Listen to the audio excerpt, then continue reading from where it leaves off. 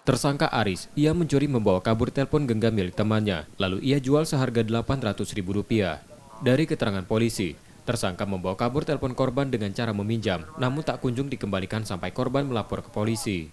Hasil kejahatan tersangka diakui untuk judi online. Setelah dilakukan pengembangan, tersangka ditengarai merupakan pelaku begal di kawasan Kamboja, Palembang.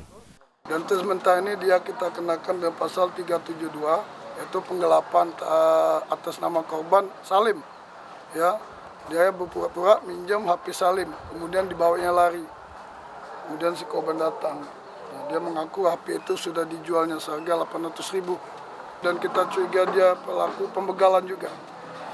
Kasus di Kamboja. Ya. Tapi udah kita koordinasi dengan pihak Polrestabes. Untuk proses hukumnya kini tersangka ditahan di tahanan Polsek Ilir Barat 2 Palembang. Reski Oktora, Muklas Diferensial, Kompas TV, Palembang, Sumatera Selatan.